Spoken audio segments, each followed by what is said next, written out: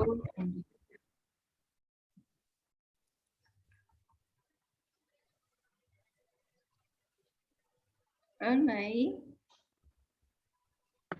Okay, we're gonna go to live on Facebook so people can be informed this great information.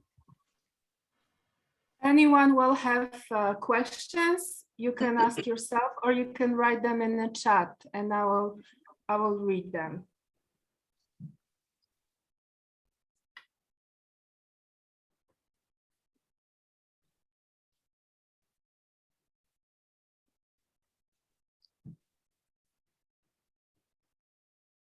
Okay.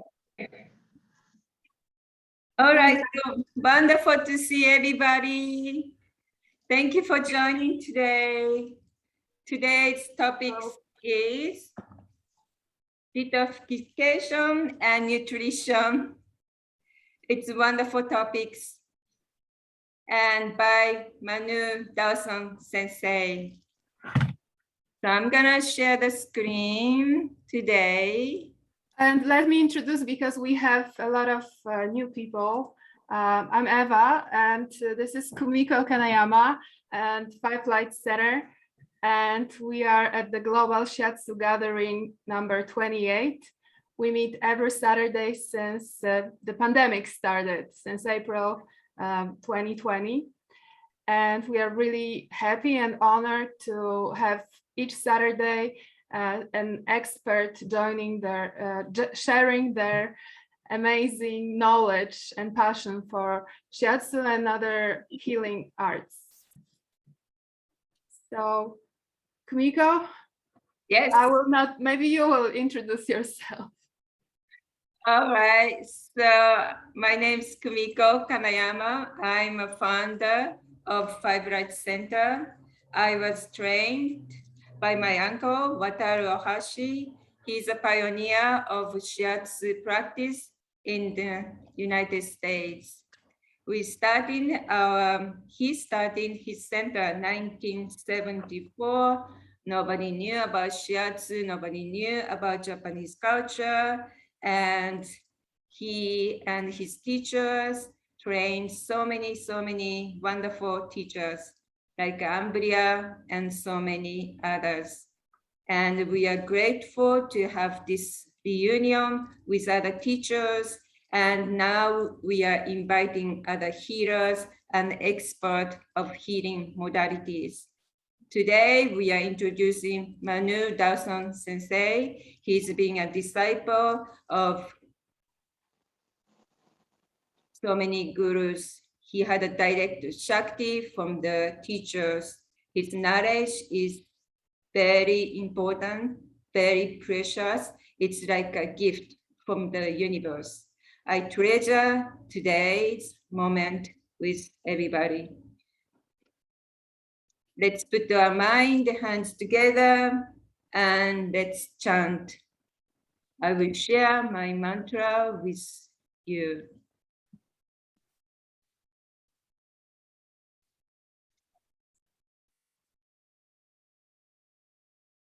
So we do 3 bows, pray 3 times.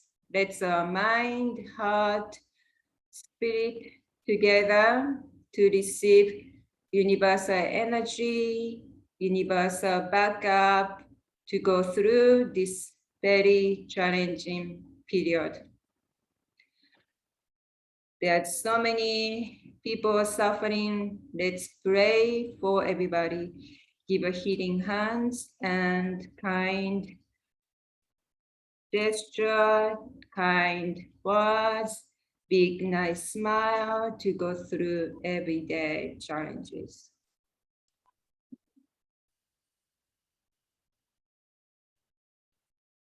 Namu Shinyo Ichinyo To Toki Miho Tokeo Nenji Tate Matsuru Zangi Zange Rokkon Zaisho Metsujo Bon no Metsujo Gonsho Om Sarabha Tathagata Hana Manano Karomi.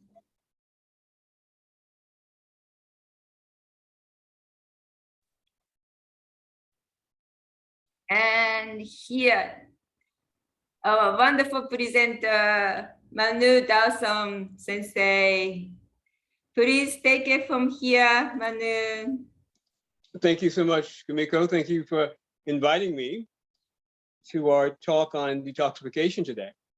It's important for us to begin by understanding that all healing and actually all function within the body occurs because of energy movement. In the yoga tradition, we often call that energy prana. So there's a certain type of prana needed in order for every function within the body, and including detoxification. And also the herbs and nutrients that assist in this process have a certain form of prana as well. And so it's important for us to recognize the energy as well as the form of detoxification. Detoxification oftentimes is thought of as a program or something that someone is going to do, such as a retreat or do a fast or something along those lines. And those programs or those functions should, at best, accentuate or activate what happens in our body regardless. In reality, we don't have to do anything for detoxification to occur. However, to make sure that it works effectively, we have to take note of the signs, symptoms, and in some instances, laboratory tests that show how well we're detoxifying. And then, of course, add the energy or add the supplements or the herbs that would help to, as we call it, upregulate the process of detoxification. So it's like blood circulation. You don't have to have a program to have your blood circulate. If so, we would perish. Similarly, you don't have to have a program to detoxify. It's happening. It happens more at certain times, but it's happening. But again, we must make sure that we accentuate, we upregulate, we improve the function of both our circulation as well as detoxification. We know with circulation, if you eat trans fats or you eat a lot of sugar, you can impair circulation. Similarly, with detoxification, if you eat the wrong substances, you can impair the detoxification activity. And of course, as with every bodily function, it has to be fed. But let's backtrack for a moment and just take a look at some of the reasons that knowledge about detoxification is more important now than perhaps at any other time on our planet. There are 33 known carcinogens found in house dust and 24 found in the air. So in our homes, there's a significant amount of toxins that bioaccumulate and circulate throughout the air. House dust, in the air itself. In fact, the EPA, the Environmental Protection Agency, has stated that our homes tend to be more toxic than the area outside. Now, why would that be? The reason is that the toxins that are outside come inside, and they tend to bioaccumulate or stick to various substances in the home. For instance, if you have a rug, if you have drapes, if you have soft upholstery, those are absorbent fibers. So the toxins that are outside come inside, and they tend to build up without the same circulation that you have outside, obviously. So your home can be more toxic than the outside, particularly if you live in a city like New York, any big cities that have lots of fumes from various sources that can be problematic. So one of the things that we suggest that people do is assess their home environment. If you can remove the rugs, do so. If you can use blinds instead of drapes, do so. I know it's not easy necessarily to just do that out of hand, but if you can change your upholstery to something that's more stable, less absorbent, something to consider. Even if you don't do that, just note that cleaning those areas will be important. And since many of the toxins that we have in our homes not only come from outside, but also from the things that we have inside or that we use inside, such as various cleaning material, various sprays, things that contain chlorine that we use to clean our windows or our tabletops, things of that nature. So we have the option of being able to buy non-toxic cleaning material or cleaning solutions.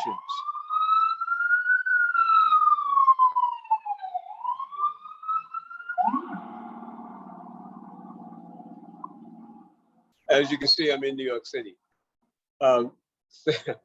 Please excuse the sirens. So using natural, biological, BPA-free cleaning solutions is one action that will lessen the toxic load in your home. And now there are many things available for every cleaning solution that you can think of, from cleaning your windows to washing your dishes, to cleaning your floors, to cleaning your counters. There's a natural alternative available. There's a company called Myers. I'm sure most of you have heard of that company. They've been around for so many years now. They are available even in the regular supermarkets. I can find. So making that choice can be really can really be effective. It can be helpful in the whole process of your ability to modulate toxicity. They found in one study that 64 to 80% of people have toxins in their fatty tissue.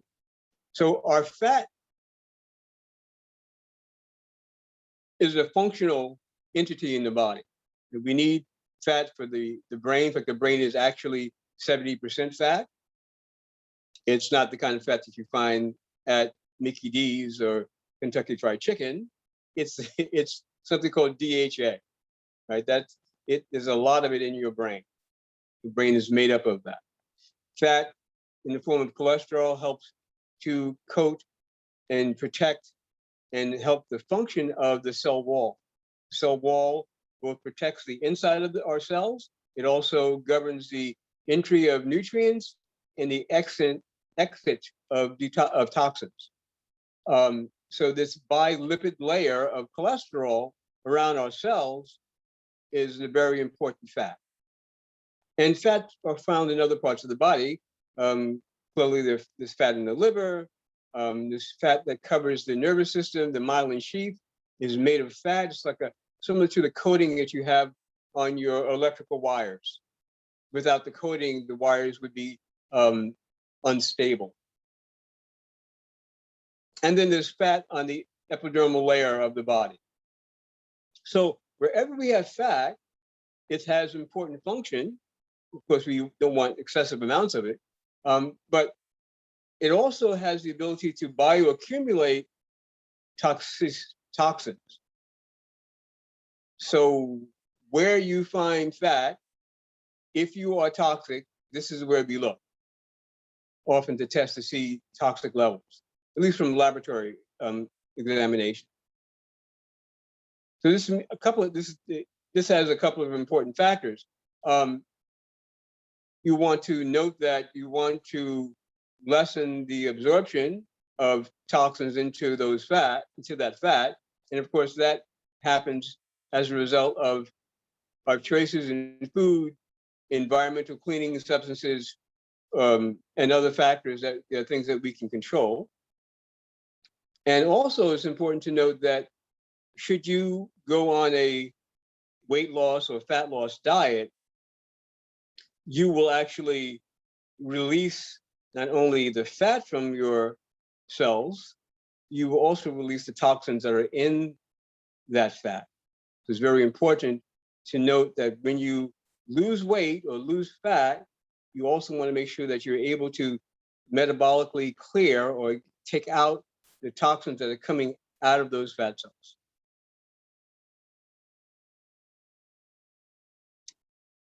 In a recent study, they found that OCDD, styrene, 4-dichlorobenzene, xylene, ethylphenol were found in 100% of the people that they tested.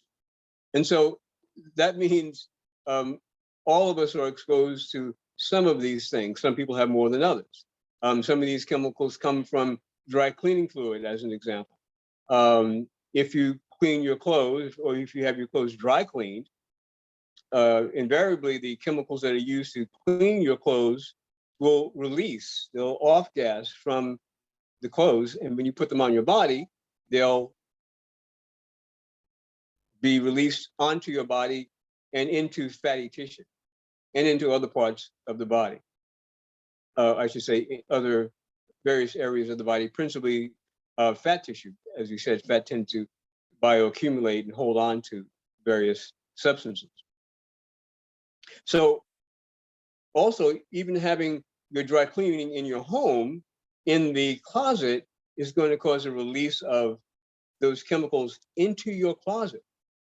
I remember a few years ago, I was cleaning out my closet and cleaning out some old clothes, you know how things tend to accumulate. And I began to feel a little dizzy and woozy. I was wondering why. And then I thought about it. I said, oh, it's because I had such a bioaccumulation of toxins from dry cleaning fluid in the closet. I began to inhale that. And because typically we don't spend a lot of time in our closet, right? We in and out, we put something in, take something out. But if because we get in there and start cleaning, then we're going to be in there stirring things up for a longer period of time. So some have suggested that if you have a terrace or a porch or someplace outside, when you get your dry cleaning, you should hang it there and let it air out, if you will. Now, there's been some debate about organic dry cleaners. The EPA told the companies that were claiming organic dry cleaning that they couldn't use that term anymore because it wasn't classically or technically organic. But there are some dry cleaners that use a less toxic type of cleaning material. So you might want to investigate that and talk to your dry cleaners.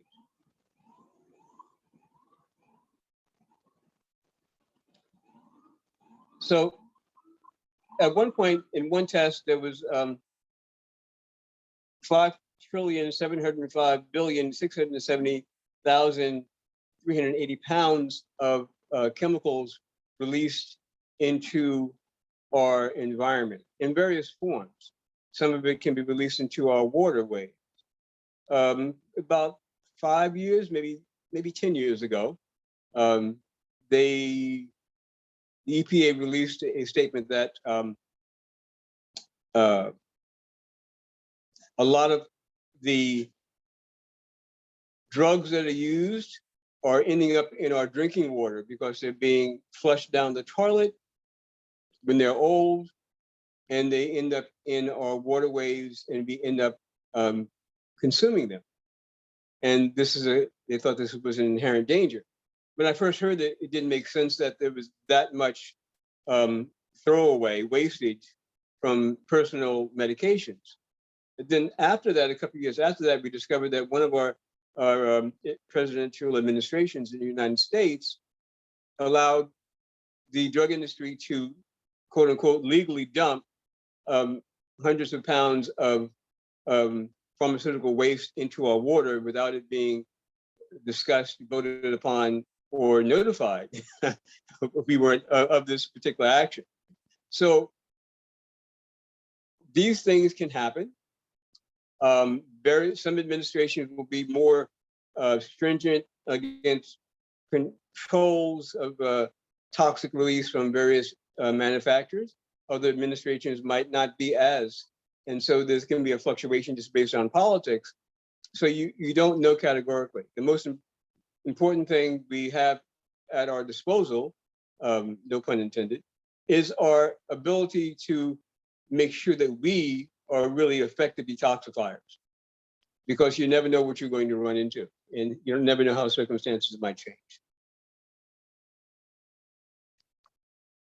So there are a few major factors that affect our ability to detoxify. Our diet and lifestyle, very important. There are key nutrients that are important to activate the detoxification mechanism. And we'll go into some of those nutrients in a little while. Lifestyle. Lifestyle is particularly important. One aspect of our lifestyle is sleep. We know that sleep is our time for repair, and sleep is also the time that we do most of our detoxification, believe it or not.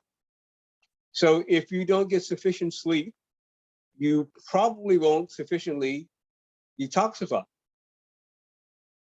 Very important. And of course, in order to get effective sleep, you need to get sunlight exposure or have sunlight exposure, which will stimulate the production of melatonin, which will be released at night in the absence of light. And melatonin helps to activate the detoxification mechanism in our bodies, particularly the brain. Our environment obviously is something that we have to be concerned with. If we're living in a very polluted environment, a busy city, a lot of fuel emissions, then we note that that's something that we have to protect ourselves from. There's something called benzopyrene, which is the byproduct of diesel fuel, which is perhaps the most carcinogenic substance known to humankind. Anytime you have buses and trucks, you're going to have diesel fuel release and benzopyrene as part of that. So we need to protect ourselves from that. There's something called methane, which is also a byproduct of fuel, and it too is highly carcinogenic. I dedicate this talk to a friend of mine who passed away a couple of years ago. Well, it will be a couple of years ago this month. And he was a vegetarian and fairly healthy. But we think that what happened, because he contracted colon cancer, we think what happened is because he was riding his motorcycle back and forth from work to home, several times a week. Now, if you're riding a motorcycle, you don't have the protective covering of a car. So you're going to tend to inhale more diesel fuel, more benzopyrene, more methane. And methane has been implicated in colon cancer. So these are things that we need to be aware of. We should also have to be aware of what we'll discuss in a moment is genetic variability in our ability to detoxify various substances that we might come in contact with. So your outside environment you can control. Your indoor environment, as we mentioned earlier, you can control. So having an air purifier in your home is very important, particularly, again, if you live in a polluted environment. Even in farmland country, oftentimes there are factors that we have to combat in the name of pesticides, which are sprayed obviously on food. And if it's not an organic farm that you're living near, you'll have to deal with that in your home. And we also find pesticides, believe it or not, in homes in the city, because when the produce is delivered into the city, if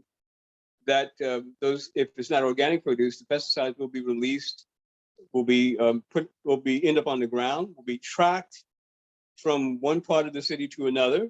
And when they've done studies on people's homes and rugs in their homes, they find substances like DDT in their rug. Another prevalent pesticide is called glyphosate. You've probably heard of it. It's the ingredient in Roundup and in other pesticides. Pesticide companies, the Roundup company, or actually Roundup is owned now by Bayer, the same company that makes Bayer aspirin, the pharmaceutical company. They've lost lawsuits because of the connection between glyphosate found in Roundup and various cancers. And recently it's been stated that glyphosate is now the most prevalent chemical on the planet. It's been sprayed so much, and it's one of those persistent chemicals that doesn't easily dissipate. So it tends to be all around us. So if you live in the city, if you live in the farm, if you live in suburbs, oftentimes maybe even more in the suburbs or the farm area, because those areas are sprayed heavily. Suburbs, of course, people have lawns that they want to look nice and green, or you have a golf course, which oftentimes has been considered prime real estate. Know that it may not be so prime, because in order to keep those greens really green and beautiful, they spray them very heavily. And there's something called genetic polymorphism. This means the general tendency for various groups, ethnicities, genetic groups to have challenges in detoxifying certain types of chemical. And so we note that in the people of African descent, detoxifying byproducts of cigarette smoke is not the same as other groups. There's a greater likelihood of developing dependence on nicotine or nicotine addiction, and sometimes cancer if you're a person of African descent. We've noted that certain indigenous people, such as Eskimos, Native Americans, have difficulty detoxifying alcohol, the byproducts of alcohol. And so as a consequence, there's a greater likelihood of those groups developing alcohol dependence or becoming alcoholic. The same is seen in the Irish. And so we've seen in various groups now, based on research, that there's certain genetic tendencies that we find in these ethnic groups. Now, of course, dealing with an individual, you would want to do an analysis of their background, but also drill down, if you can, to their specific genes. Because, you know, if you have brothers and sisters, you notice that oftentimes in certain families or your family, there can be strong similarity in physiological appearance or function or action, but sometimes it can be distinct differences. So fortunately now we have the ability to do genetic testing. 23andMe offers genetic testing. It gives us information on whether we will have tendencies for certain illnesses based on our genes. There's some information in there that would give us information on how well we detoxify certain substances, at least indirectly. And there are a few nutritional labs. One is called Genova Diagnostics. That has a very specific test on detoxification function capability based on our genetics. This is something important to note. And the great thing, of course, is through the science of epigenetics, we can accentuate or lessen various tendencies genetically based on what we do, positively or negatively. So there's certain foods or practices that might make our genetic weaknesses greater. There are certain foods and practices that might certainly help them to lessen or be de-emphasized. So if we know what we're working with, we know what the tendencies are, it makes it easier to do some of this work. Kimiko, if people have questions, they can ask me now if they want, or unless you want them to wait until the end of the talk. All right. Is there giving out a lot anybody of has information. questions now? I think we're gonna ask questions later. I'm sorry, I have the siren again. Say that again, please. I think we're gonna ask questions later. Okay, Your talk is so interesting. okay, thank you. Thank you. So, gene expression, we want to do things that are going to strengthen our genes. And in Ayurveda, it's stated that every 12 years, we have a different body, meaning that we don't have any one cell in our body that we had 12 years ago, because cells change, replicate differently, and what we do in that 12-year period will have an impact on who we turn out to be, if you will. Obviously, you're not going to have a dramatic change. You, the genes that made you 5'7" and person of African descent, etc., that's not going to be changed. But other expressions can be altered based on what we do in that 12-year period. That's epigenetics. And there's a practice called Kaya Kalpa and Panchakarma in Ayurveda that helps to alter and change positively our genetic expression. The genes that we were given in this lifetime, the karma that brought us here, we can work with them within a certain framework to make them stronger or weaker, again, based on what we do. Age and gender is a factor in our detoxification. There's chronological age and biological age. Again, harkening back to Ayurveda, we can reverse our biological age with the right practices, or we can make ourselves older with the wrong practices. So one can be 60 and have the body of someone in 45, or 45 and have the body of somebody 60. At least based on what our concept of what 60 and 45 should be or tends to be. That too, in Western parlance, is called epigenetics, the ability to change or how we age based on our lifestyle. And detoxification abilities will vary according to our biological age. So we have the ability to enhance, again, our ability to functionally detoxify. And disease. If we have any illness, it's going to challenge our ability to detoxify, because the body is trying to put out the fire of that illness, and there's less energy available for detoxification, if you will.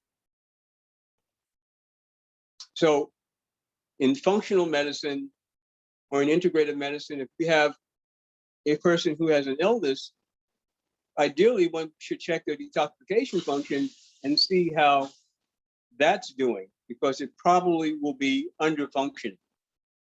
And we know that toxins can change many things. And if we have toxins, too many toxins, it can weaken our immune system, literally. It can change our ability to burn fat, and it can affect our appetite, affect our thyroid and other endocrine organ function. So it's always important to note what our status is relative to toxicity. There is a questionnaire that was developed by Dr. Jeffrey Bland, who was one of the forerunners in this discussion of detoxification and metabolic clearing of toxins.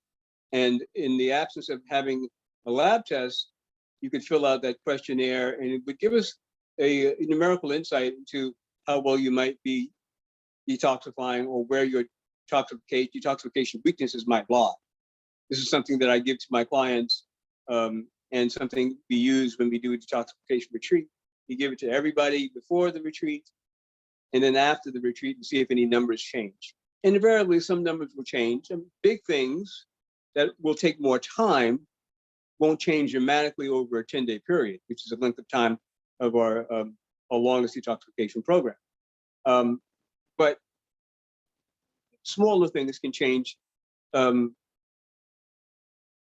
a shorter period of time, like changes in your musculoskeletal feeling, less inflammation, less aches and pains. Those things can be altered fairly quickly just by a focused approach. Now, of course, when we do detoxification retreat, you're sequestered away from all your temptations for the most part, and you are focusing just on this detoxification protocol that you've been given, and you have a group of people who support you. But even at home, on your own, with some guidance and some instruction, you can achieve many gains, if you will. Kumiko, could I offer a discount on my consultation to anyone who is listening to this program? Yes, please, please. Okay, so contact me, let me know that you were here, or at least I'll speak to Kumiko about how we can structure that. I'll give you my email address at the end of the. Wonderful. Oh. Now, just going over some of the signs and symptoms that would be noted on the questionnaire that you can just think about and see what's happening.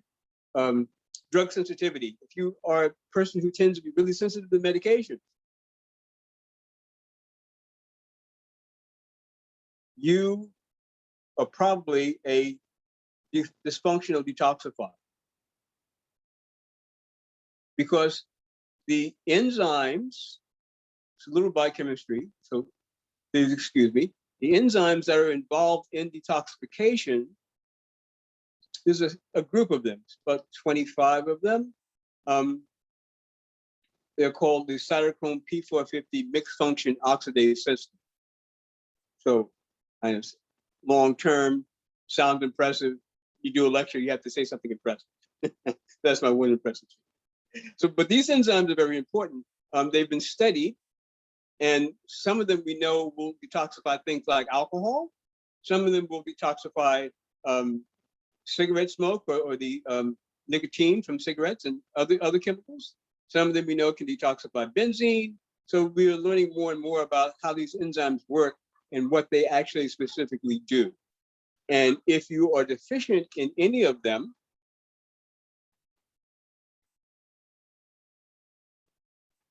then you might have difficulty handling certain medications. If you look, well, in the old days, we had the PDR, stands for Physician's Desk Reference. Now we use something called Medscape, which is an app that you can put on your phone or on your desktop, which tells you about various medications.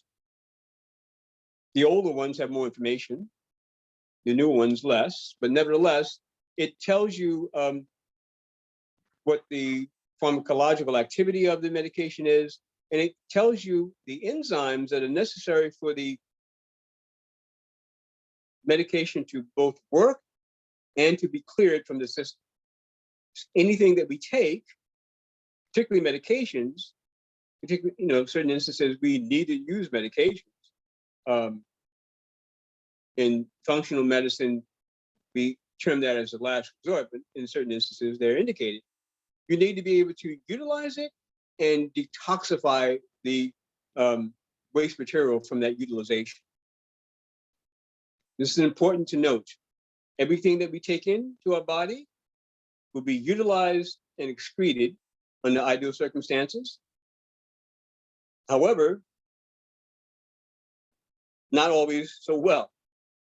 These enzymes are needed for utilization and excretion of what we take in, both foods, nutrients, supplements, and medication.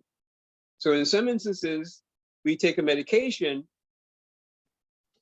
but it does not activate effectively. So it doesn't work as well. Or in some cases, we take a medication and we can't detoxify it as efficiently as ideal. And because of that, it can become toxic and even lethal in the body. So with an analysis of your detoxification enzyme function and the enzymes needed for particular medications, we can get a better handle on what should be used and what should not be used. Now, again, this is deep functional medicine, which hopefully will become more prevalent as time goes on. But we do have the wherewithal to be able to do this. As I mentioned, there are labs that can measure detoxification, enzymatic production, both genetically and what's available, what's happening at that time.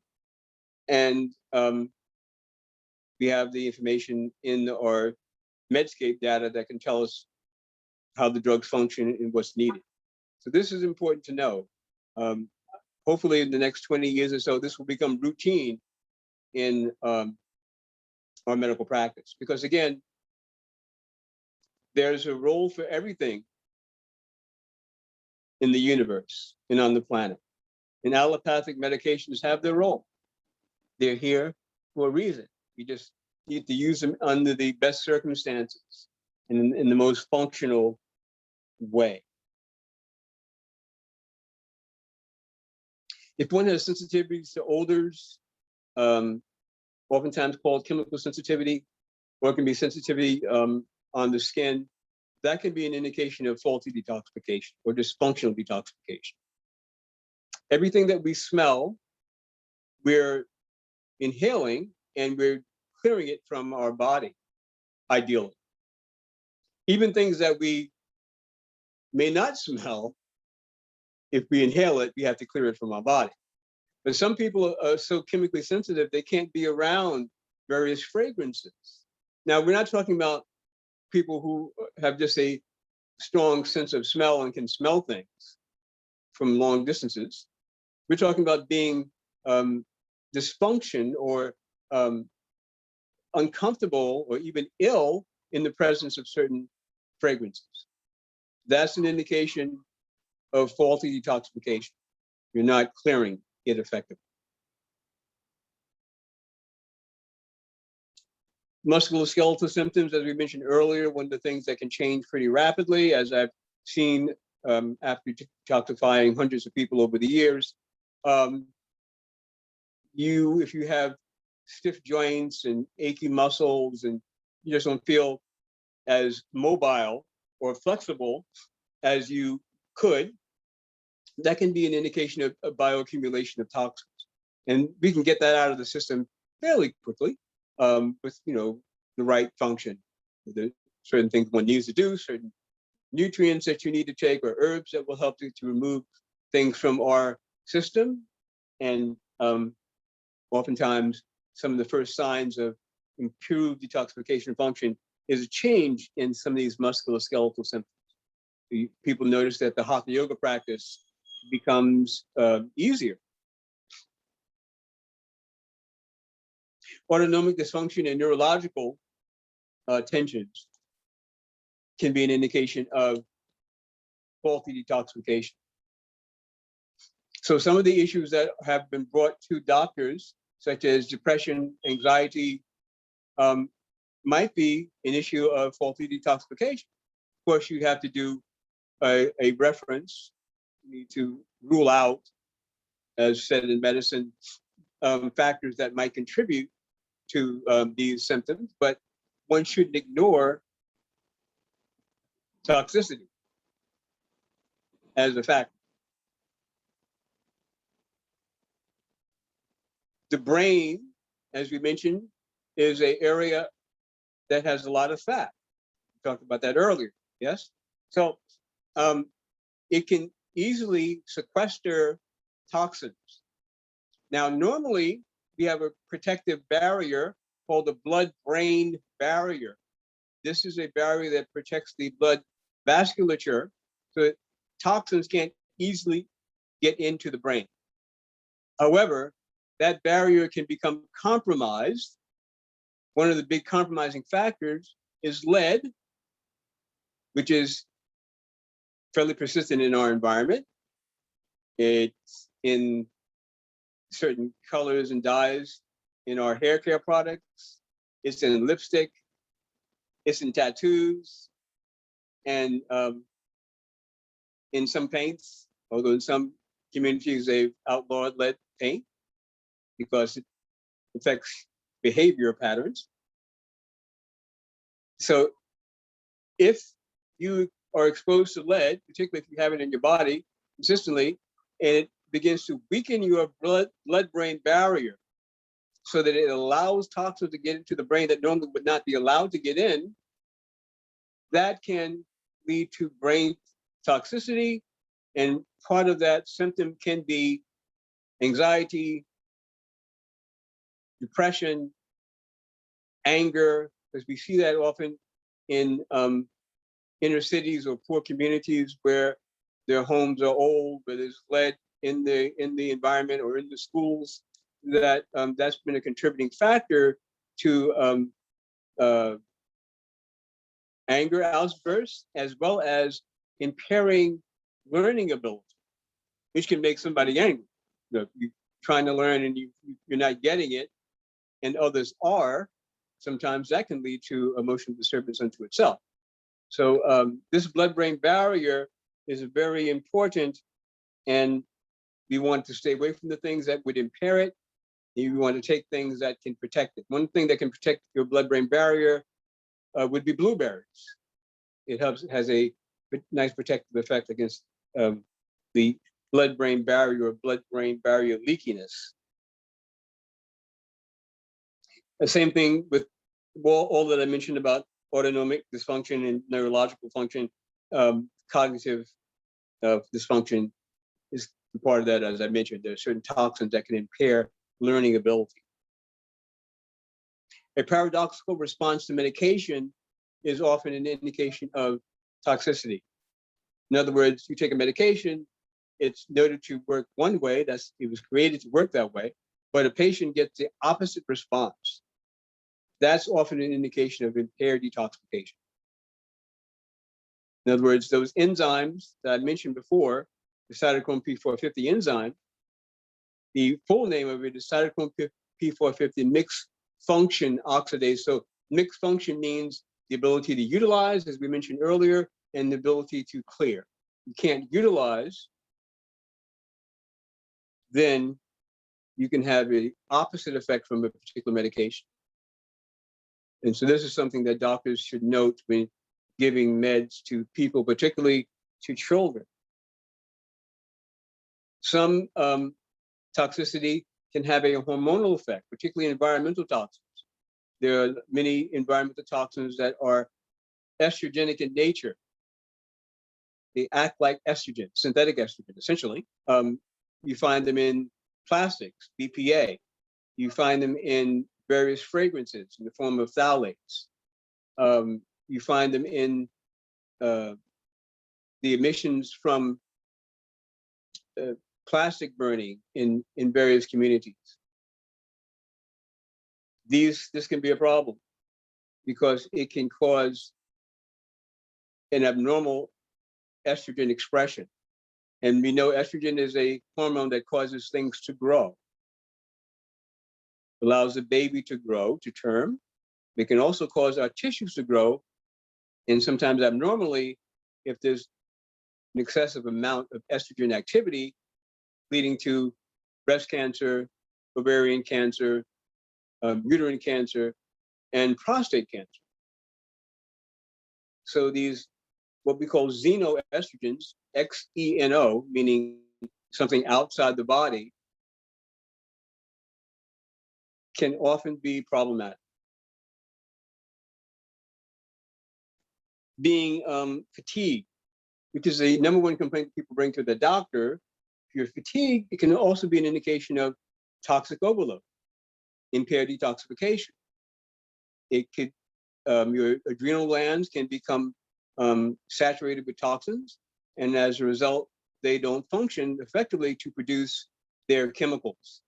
The epinephrine, norepinephrine produced by the adrenals, the cortisol and DHEA produced by the adrenals, can be altered in their function and production based on toxic exposure. So that's a kind of a beginning.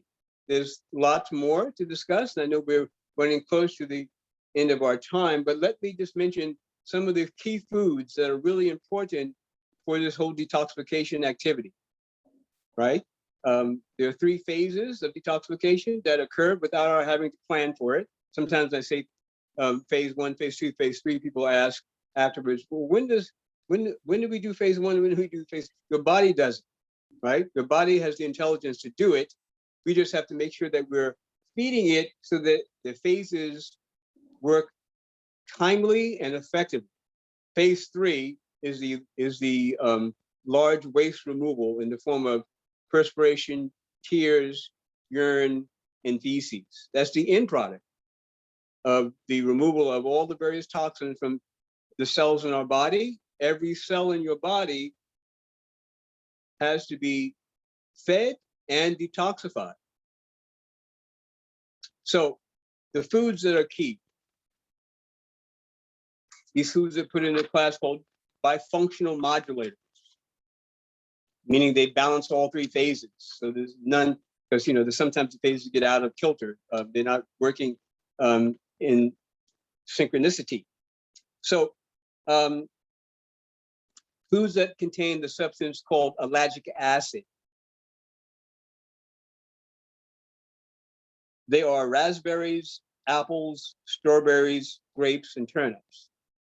So any of those foods would be great for detoxification. You don't have to even remember what specifically is happening. Just know that eating those foods are going to be important. Now, of course, I always say that we shouldn't eat anything that we don't like. Of course, we shouldn't eat everything that we do like either. but in terms of what we do like, choose foods from these following foods I'm going to mention that you like, and make sure that you have them regularly. Say that 3 times.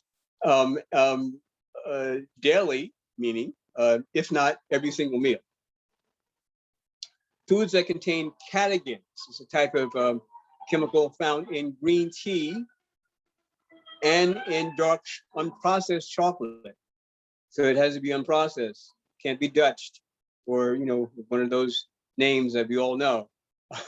It has to be organic, ideally dark, and if it's raw, it's even less processed, and there's more of these catechins that are beneficial for detoxification. There's something called PEITC, phenylethyl isothiocyanate. Again, you don't have to remember that. Just remember that the foods that fall into this category are, again, raspberries, strawberries, watercress, grapes, and turnips. So again, all of those are major detoxifiers. And then there's a substance called indole 3-carbinol, or I3C for short. And this is found in the cruciferous family of vegetables, broccoli, cabbage, cauliflower, Brussels sprouts, and kale. So eating those foods, and hopefully you like one of them, will help to activate and balance detoxification effectively. So with the cruciferous vegetables, they tend to be hard to digest for some people. Steaming them, don't overcook them. But if there's none of them that you can digest, well, then hopefully some of the other foods that I mentioned earlier are something that you can digest, and you can juice them, or in some cases you can eat them raw and steam them, etc. Now there's some other foods too that are good detoxifiers. Should mention that tomatoes are good detoxifiers, spinach are good detoxifying foods. So those also kind of secondary to those that I mentioned, but also good detoxifiers nevertheless. So, any questions?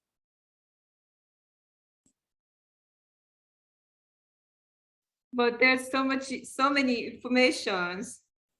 I have a question. Yes. What about autoimmune system diseases? Well, autoimmune issues often happen. One of the factors is something called intestinal permeability. We didn't get into the intestines in great detail, but of course, I did mention fecal matter removal, and that is phase 3 detoxification. However, the large intestines, the colon, the small intestines is where we absorb most of our nutrients, right? And it has a selective barrier that prevents undigested foods, various toxins, both from viruses, bacteria, etc., to leak back into and through the barrier into our bloodstream, which can cause an autoimmune response. So if under normal circumstances, your small intestines would not allow these things to get back into the bloodstream. If they do, your immune system will say, hey, what's this? It can be food in an undigested form. It could be the waste material from candida. It could be pathogenic bacteria that's allowed to get back into circulation. The immune system responds to that. And if it happens on a regular basis, oftentimes the immune system over-responds and begins to attack you. Hence the term autoimmune. It's attacking our bodies as well as trying to rid itself of these unwanted substances that have leaked back into the system. So that's one of the ways that dysfunctional or detoxification or toxicity, if you will, can activate an autoimmune response. One of the things we're most concerned about with this viral expression is something called a cytokine storm, where the immune system goes haywire and starts attacking everything. Well, if you already have factors that have made your system hypersensitive, toxicity, in other words, a introduction of another foreign substance like a virus can push you over the edge, leading to that cytokine storm. I know I'm being brief with something that's highly technical, but hopefully that makes sense. If I've answered your question. Yes. Thank Okay. you. Thank you. And Ambria says, thank you for your lovely presentation. Would you say there a time of a year where people benefit from a juice detox, and for how long? Time of the year that people benefit from detox, you said? Yeah. Well, this again, detoxification is happening all the time, right? You don't have to have a time of year. It happens mostly at night, but every time we are exposed to toxins, the detoxification activity springs into activity. Now, however, in terms of a program for detoxification, the best times would be spring and fall. It's the change of seasons, and this is a good time to help the body to readjust to a new season. And detoxification can help the body to adapt to this change. It's not too hot, it's not too cold, it's kind of moderate temperature, at least in many parts of the world, certainly the temperate areas. And so this is a good time to activate detoxification. Because, if it's very hot, sometimes that might be too challenging, perhaps. For some people, really cold, too challenging. But that spring and fall can be great. Great, thank you. And there is a question from Laurie. She says, are food cravings an indication of either a nutritional imbalance or the body's way of trying to detox? Sorry, say that again, please. Are food cravings right. an indication of either a nutritional imbalance or that the body is trying to tell you that it needs a detox? It can be either, more likely the former. But in all instances, you take the case. you do a differential diagnosis and you figure out what's going on with this person. Why are they craving, right? Cravings oftentimes have altered blood sugar as part of their pathophysiology, meaning you eat something, you might even crave something dramatically, so you're almost addicted to it. It makes you feel good. So what happens, your adrenal produce excessive amounts of epinephrine or norepinephrine. So you feel really good, cortisol levels go up, and then what goes up dramatically drops dramatically, and then when it drops, you're craving again. Now, why you have this feeling, this abnormal drive towards it, could be because you're not digesting it normally, so it leads to blood sugar abnormality. Could be that the chemicals in there are something that you can't detoxify, and or maybe even alters your detoxification function and leads to these substances staying in the body longer in an abnormal way. Because many times the issue, for some people, it's the sweetener that's in the food that alters biochemistry dramatically. So you want to be able to digest and clear out substances. If your detoxification function is working really well, when you come in contact with toxins, you're able to get it out. One of the things that yoga has talked about is the ability to burn toxins, because you're at that level where your body is working really well for you. Even if you're exposed to poison, you can handle it.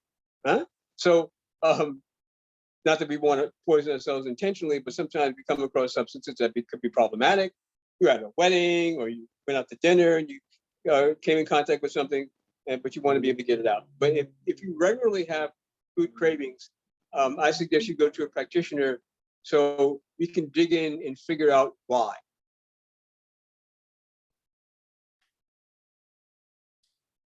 I have a question about, can you tell us a little about sugar toxicity and how About it what? affects body? About sugar. Sugar? Yes, what about it? Excuse me? What's the question about sugar? Sugar and toxicity, how it affects body. And... Well, one factor in sugar, or secondary to sugar intake, would be blood glucose stability or instability, is that if you're eating sugar, as an example, refined sugar we're talking about, or even excessive amounts of natural sugar that are high glycemic and very sweet, like a lot of bananas or a lot of dates and things of that nature, it can cause blood sugar to become imbalanced, too high. And when your blood sugar becomes too high, eventually it's going to drop. And when it drops, your body is going to now say, okay, it's too low, I want the sugar to go back up again, but it tend to produce excessive amounts of adrenaline in order to get the blood sugar to go back up again. That can lead to inflammation, and inflammation can impair detoxification function. Or the intake of sugar in an imbalanced way, refined or too much of a good thing, even good sugars, can cause the insulin to fluctuate too dramatically, goes up and down. When it's too high, it too can be inflammatory, and that can alter detoxification activity. So we like to keep the blood sugar stable. The blood sugar is stable, less cravings, less inflammation, and everything works better, including detoxification. Thank you. So is there any diet that you are suggesting? Are you pro-vegan, for example, vegetarian? Well, that's a good question. Oftentimes we have books and authors and doctors who have something that they suggest is somewhat of a panacea. Like, it's not that simple. The body's not that simple.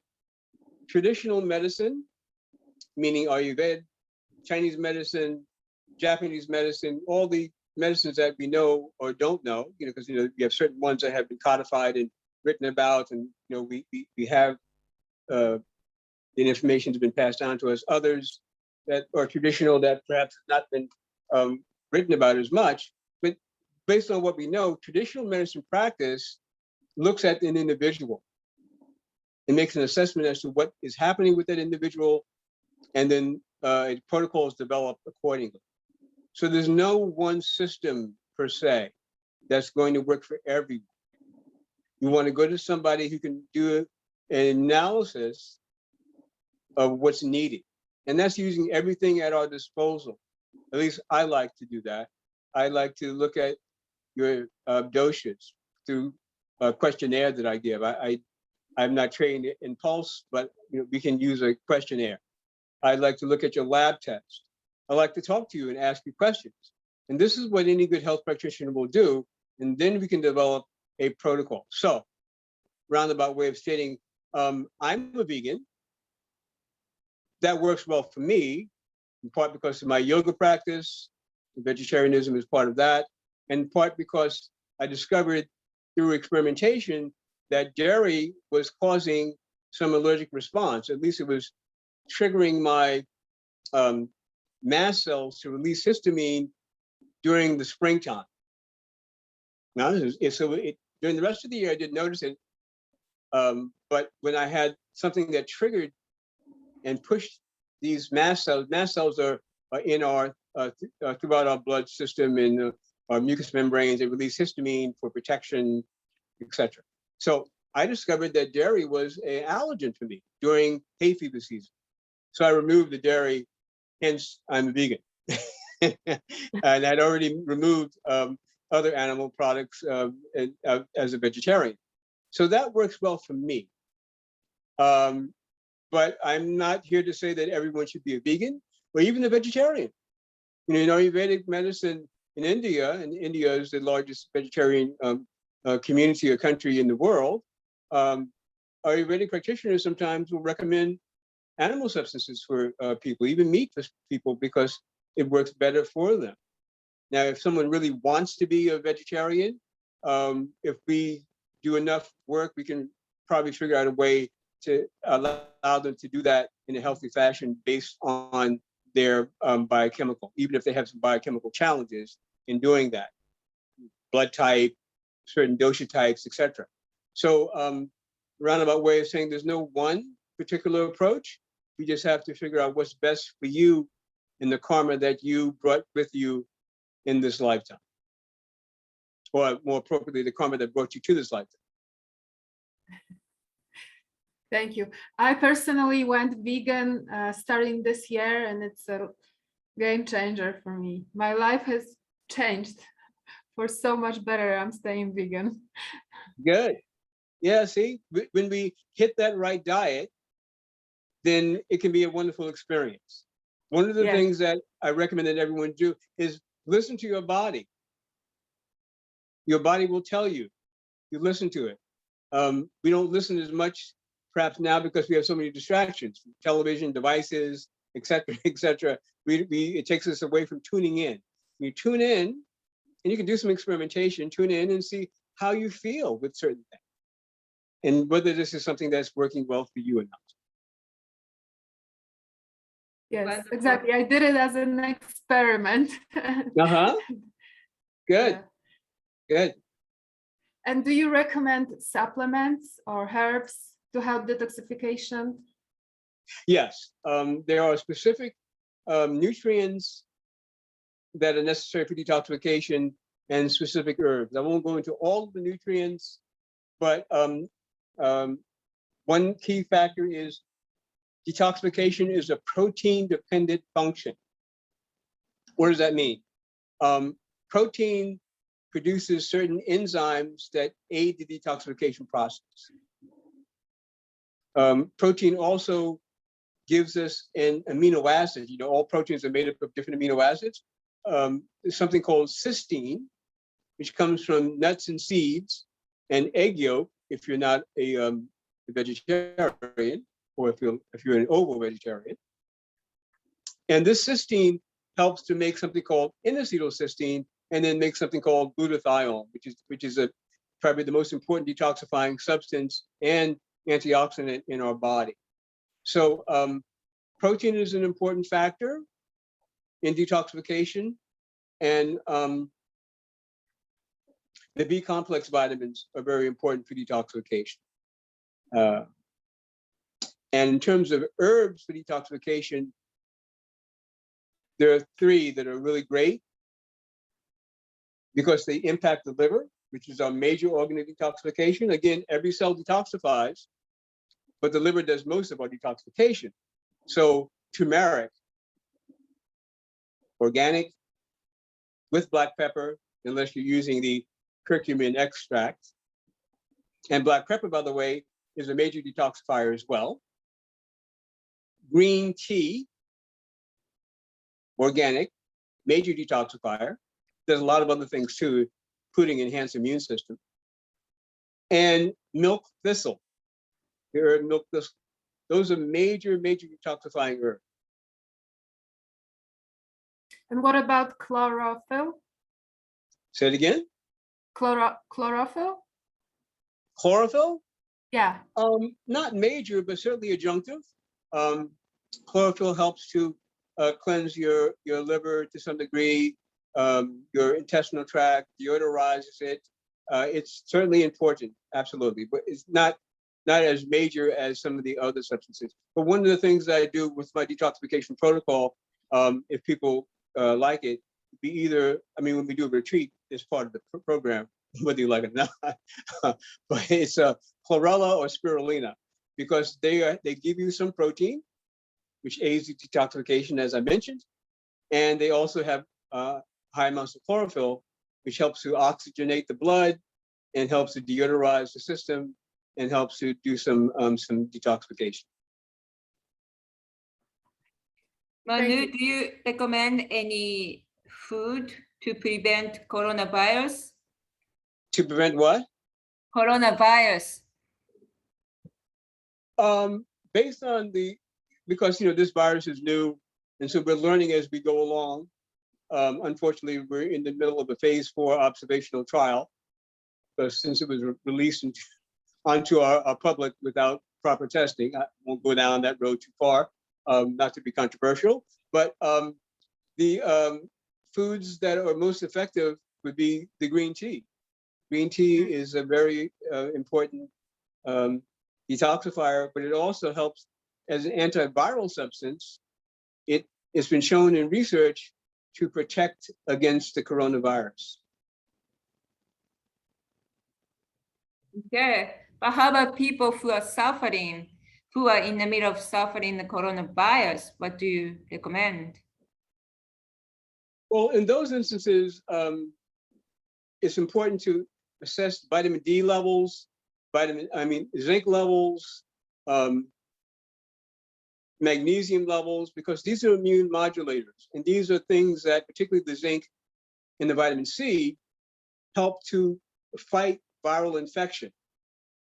If you don't have access to a lab, you have a doctor that's going to do the test for you, get vitamin D into you, get vitamin C in high amounts into you, get zinc up to 50 milligrams into you. Those can be really important. And there's something that I mentioned called NAC. It's made from cysteine. You can buy NAC in tablet form. It helps to detoxify a virus. It also has anti-inflammatory property and immune modulating property, particularly for your lungs and your liver. And this virus attacks the lungs. So these things have been shown to be effective. Just note that in various hospitals, intravenous vitamin D, intravenous vitamin C have been used very effectively to treat people with coronavirus, and particularly with vitamin D, kept them out of ICU and got some people out of ICU. And of course, ivermectin, which is not a natural substance, but it is a pharmaceutical that has significant data in its ability to treat one if you have the coronavirus. Thank you. Thank you. So Manu, you told us the very positive things. Every 12 years, we can renew ourselves, our bodies. Could you tell us Yeah. more about that? How can we reverse our aging process? Yeah, every 12 years we will be renewed, whether we like it or not. Whether we, the question is whether we're getting better or getting worse. So what we do in a 12-year period of our age cycle, numbers are important, cycles are important. So every 12 years there's a shift. So with that, in each 12-year period of our life, we're building, we're changing things, we're adding or subtracting, if you will, to our overall health. So you look at yourself at 24, 36, 48, just see exactly how you're faring in terms of your overall health and well-being. So you're putting things into the bank, if you will, and there will be progressive changes. Now, after the 12-year period, it's more noted, but the changes are not happening as the snap of a finger. They're progressive changes. We're building blocks throughout our life. And the question is whether we're building healthy blocks or whether we're building dysfunctional blocks. So we just want to make sure that know that what we're doing, we're building ourselves one way or the other. And we'll see what happens after a period of time, after 12 years. So, and that involves not just how we eat, it involves how we rest, it involves how we utilize our body, exercise in some form. We recommend, of course, the energetic exercises, Qigong, Shiatsu, Hatha yoga, Aikido, because they work on the prana, or the chi, or the ki inside. And then you can add to that other exercises like walking briskly, running, swimming, cycling, to make sure that you're keeping the body strong. Very, very important.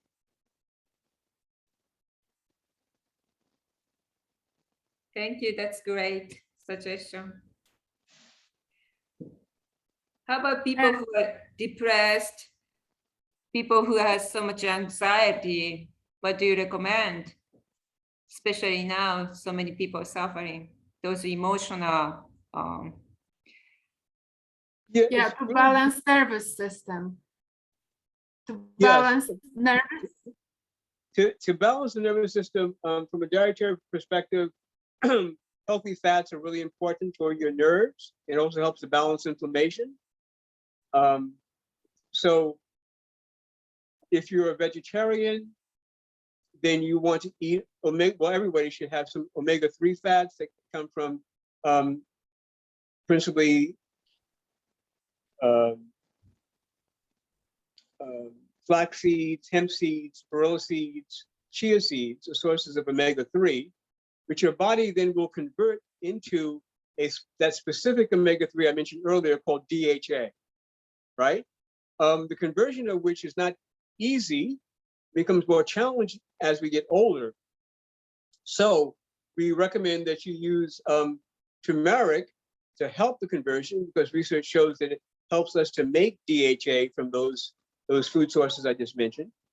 Take the oils from those particular foods, if you like, on a regular basis. And through the science of pharmaceutical medicine, nutraceutical medicine, they've been able to make vegetarian DHA, such you get it in a capsule or liquid, and that helps to stabilize our nerves. But just eating fat in general, healthy fat, as part of our everyday meal, every meal should be approximately 1/3 fat, protein, and carbohydrates. If you get sufficient healthy fat, it'll help to stabilize your nervous system.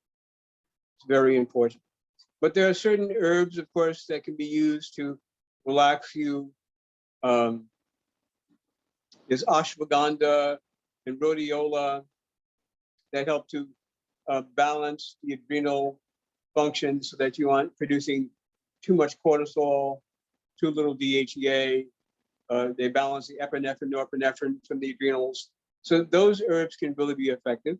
Holy basil is another herb that in that category. They work to balance over a period of time. And then acutely, you can use oat straw and hops, kind of relax you and let you fall asleep. But long-term regeneration of the nervous system happens from the healthy fats and those herbs, ashwagandha, rhodiola, holy basil. Wonderful. Any questions? Oh, yes, Lori.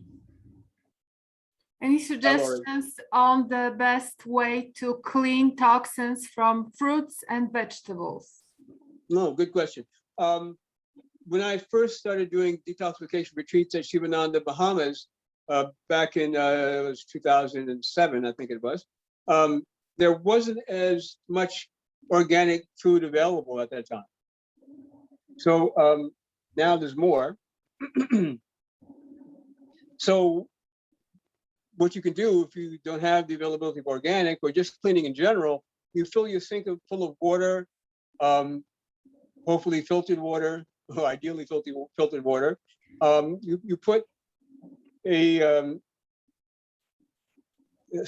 about a teaspoon or two of vitamin C, liquid vitamin C, into the water because it helps to counteract pesticides. And to clean microbes, you put some food grade hydrogen peroxide, a few drops of that into the water, swish it around, let the vegetables and fruits sit for a few minutes, rinse it off, and that will help immensely. The food grade hydrogen peroxide should be 35% food grade hydrogen peroxide, but it has to be food grade. And like a teaspoon or so of that into a sink full of water can work wonders. Kills parasites, kills viruses and bacteria. Wow, that is a very valuable information. Thank you so much. I have a question about tests. What tests shall we run for information on toxicity? There's a test called the Functional Liver Detoxification Profile done by Genova Diagnostics. It's a lab in Georgia, so out of state for most of us.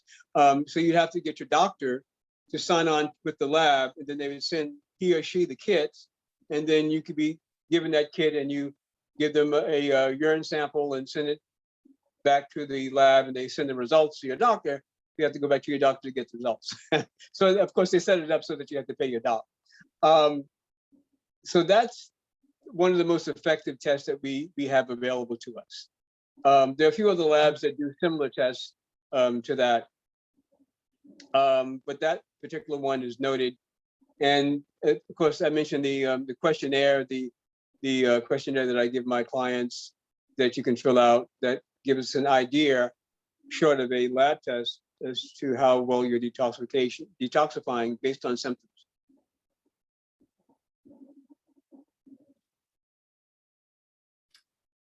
Okay, thank you. Anyone? Any questions?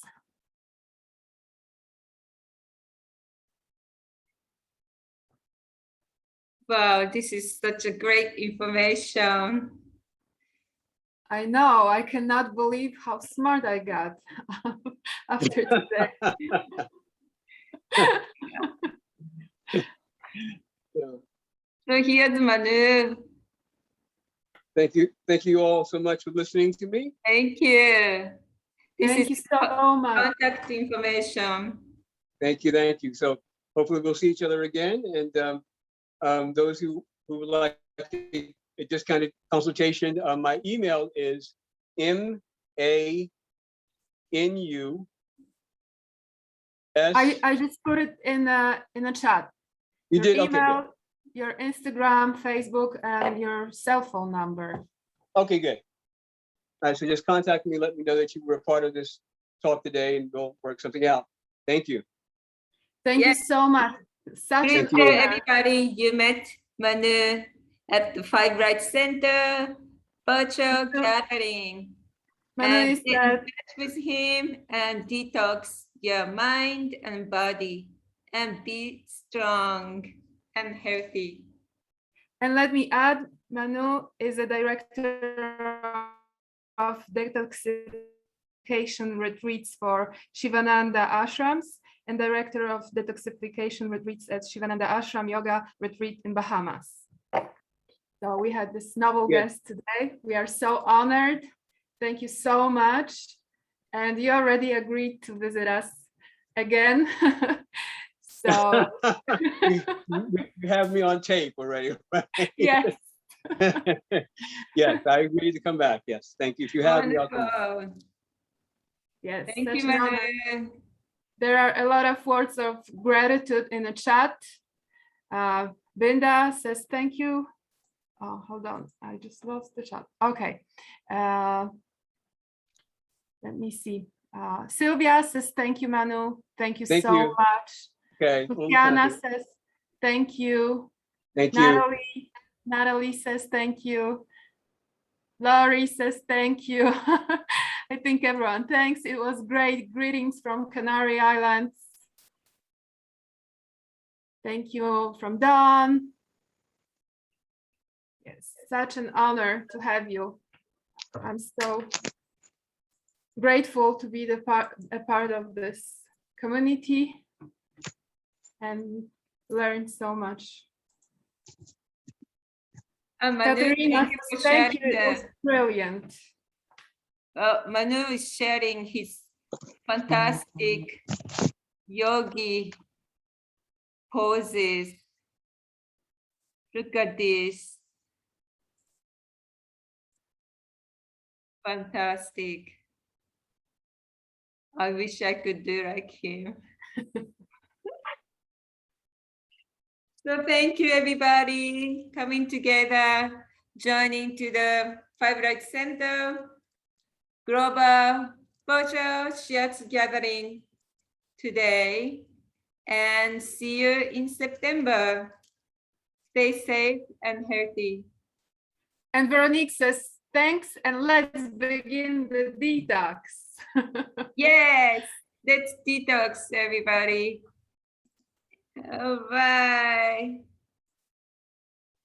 I want to share this beautiful. Oh, hi, Shandana. So good to see you. Shanice says, wonderful and helpful presentation. So what song do we have for today, Kumiko? Oh, I find this beautiful song. It's chanting by Tina Turner and children. Let's see if I can share with you. Let's see. And if you would like to stay after a song and for a talk, you are welcome to stay. I'm having a bit of hard time. Please, I prepared on the YouTube this beautiful song for you.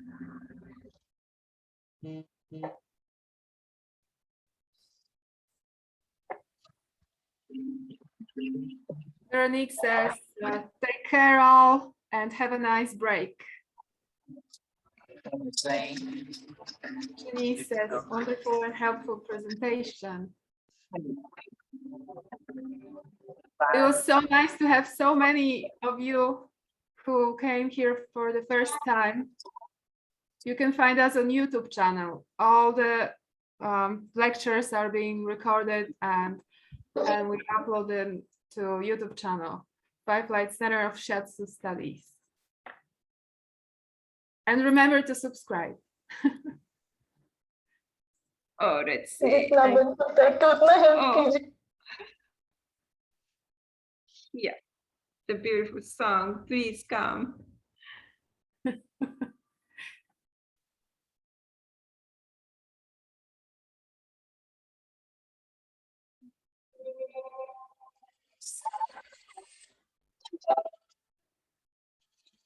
Don't forget to share your computer sound through the Zoom. Oh, okay, I need your help. On the toolbar, you'll see to share computer sound. Yes, today is a crazy day. Everything is different than usually. I can hear it though. It's good. You can get. I can hear it. Stopped.